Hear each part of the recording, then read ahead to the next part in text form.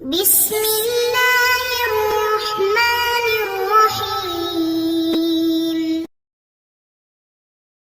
السلام علیکم ورحمۃ اللہ وبرکاتہ۔ امید ہے کہ آپ سب ایمان، صحت، عافیت اور برکت کے ساتھ ہوں گے۔ آج ہم سبق نمبر 26 تقدیم اور تاخیر کے دوسرے حصے کو پڑھیں گے۔ پہلے حصے میں ہم نے 5 اسباب کو پڑھا، آج انشاءاللہ چھٹے سبب سے پڑھیں گے۔ والنص على عموم سلب أو سلب العموم فالأول يكون بتقديم أداة العموم على أداة النفي نحو كل ذلك لم يكن أي لم يقع هذا ولا ذاك، والثاني يكون بتقديم أداة النفي على أداة العموم نحو لم يكن كل ذلك أي لم يقع المجموع، فيحتمل ثبوت البعض ويحتمل نفي كل فرد،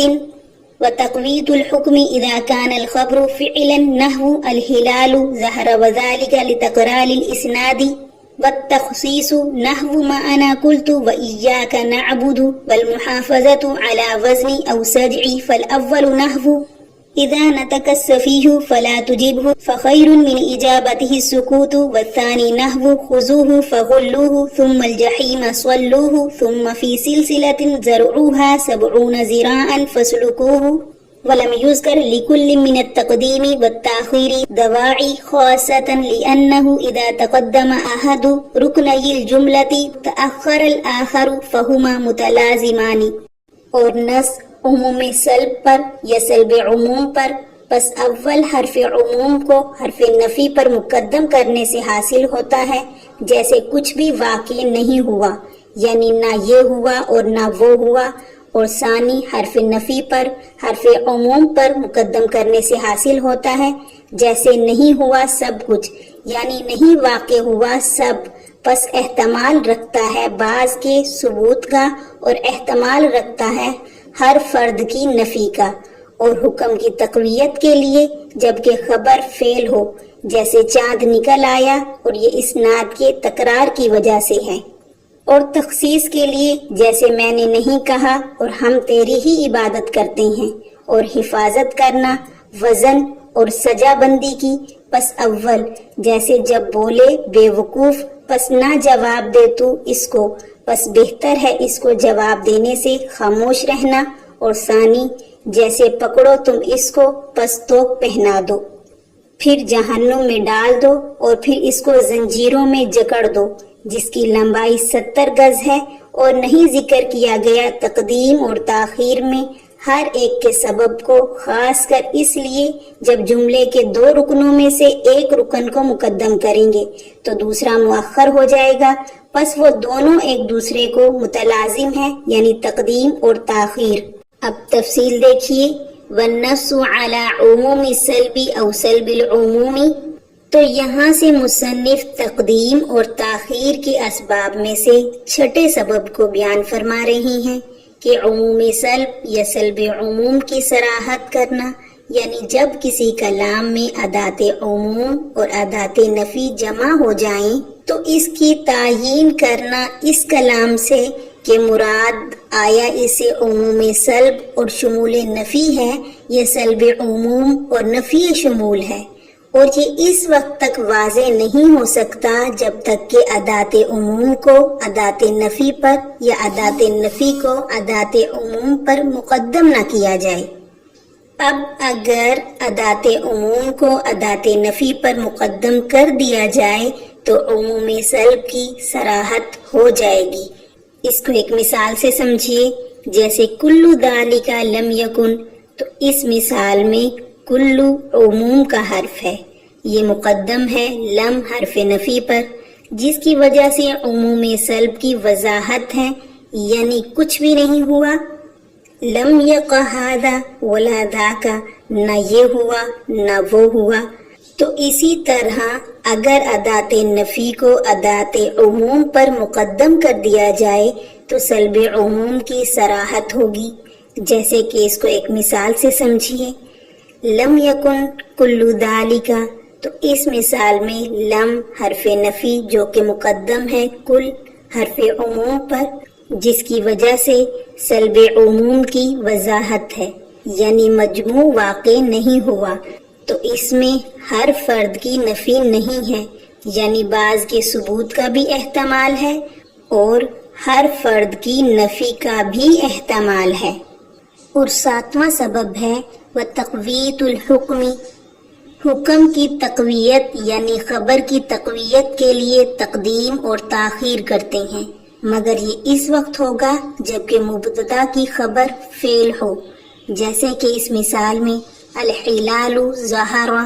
تو اس مثال میں ہلال جو کہ مبتدا ہے اس کی خبر فعل ہے جس کی ضمیر کا مرجع وہی ہلال مبتدا ہے، تو ظہرا فعل کی اسناد پہلے اپنے فاعل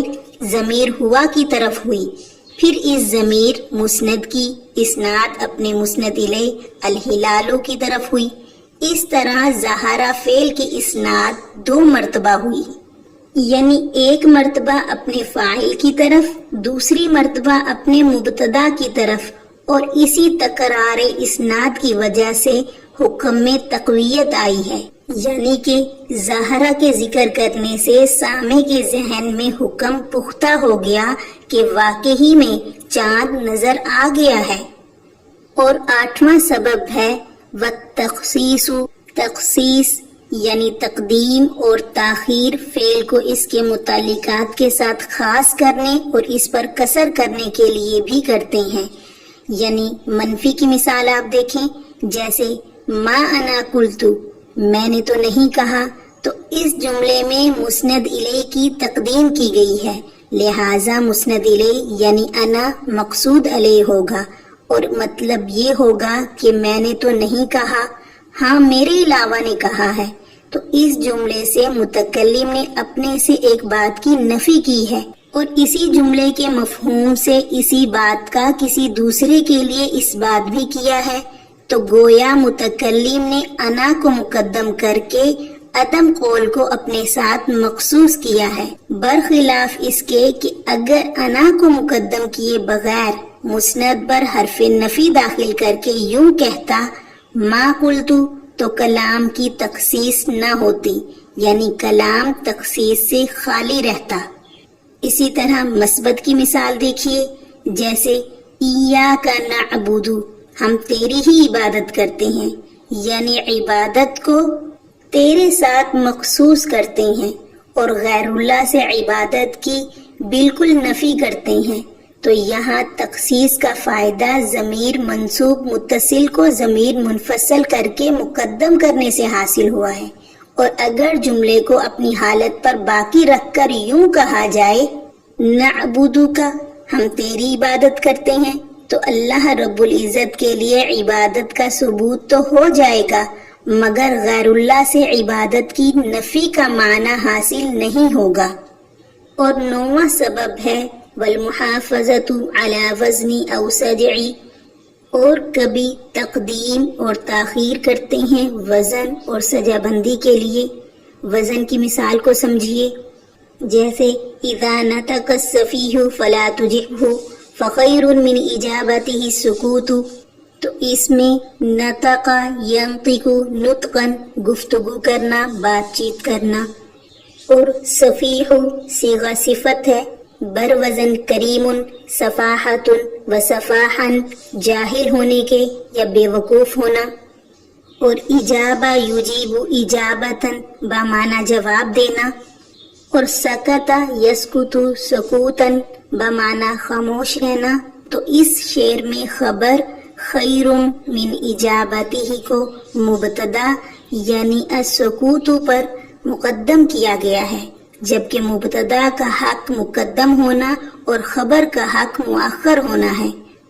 اور ایسا وزن جو کیا گیا ہے وہ شعر کی رعایت کے لیے کیا گیا ہے تاکہ شعر کا وزن برقرار رہے۔ آگے سجا بندی کی مثال کو سمجھیے،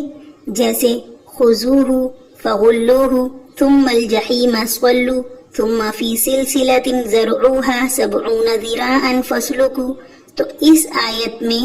جحیمہ کو صلو پر اور فی سلسلۃ ذرعها کو اسلکوہ پر مقدم کیا گیا، جبکہ نحوی قاعدے کے مطابق ہونا یہ چاہیے تھا ثم صلوه الجحیم ثم اسلکوه فی سلسلۃ ذرعها 70 ذراعا، کیونکہ جملے میں فعل، فاعل اور مفعول تینوں کے جمع ہونے کی صورت میں پہلے فعل، پھر فاعل اور پھر اس کے بعد مفعول بہ اور مفعول فی آتا ہے، مگر یہاں آیات کے فواصل کی رعایت کی وجہ سے تقدیم اور تاخیر کی گئی ہے تاکہ یکسانیت برقرار رہے۔ اور وَلَمْ يُذْكَرْ لِكُلِّ مِنَ التَّقْدِيمِ، یہاں سے مصنف فرماتے ہیں کہ تقدیم اور تاخیر کے اسباب ایک ساتھ بیان کیے گئے ہیں، ہر ایک کے لیے علیحدہ طور پر اسباب نہیں بیان کیے گئے، اس لیے کہ تقدیم اور تاخیر میں تلازم کی نسبت ہے، جب ایک مقدم ہوگا تو دوسرا خود بخود مؤخر ہو جائے گا، لہذا تقدیم کے اسباب بیان کرنے کے بعد اب مستقل طور سے تاخیر کے اسباب بیان کرنے کی کوئی حاجت، کوئی ضرورت نہیں ہے۔ آج کے سبق سے متعلق کچھ سوالات ہیں، وہ نوٹ فرما لیجئے۔ سوال نمبر 1، تقدیم اور تاخیر کا کیا مطلب ہے؟ سوال نمبر 2، تقدیم اور تاخیر کے دواعی کتنے ہیں اور کون کون سے ہیں؟ وضاحت کیجئے۔ سوال نمبر 3، عموم سلب اور سلب عموم کا کیا مطلب ہے؟ وضاحت کیجئے۔ سوال نمبر 4، امثلہ ذیل میں تقدیم کے دواعی کی نشاندہی کیجئے۔ وَثِيَابَكَ فَطَهِّرْ۔ نمبر 2، لَمْ يَكُنْ لَهُ كُفُوًا أَحَدٌ۔ جزاکم اللہ خیرا۔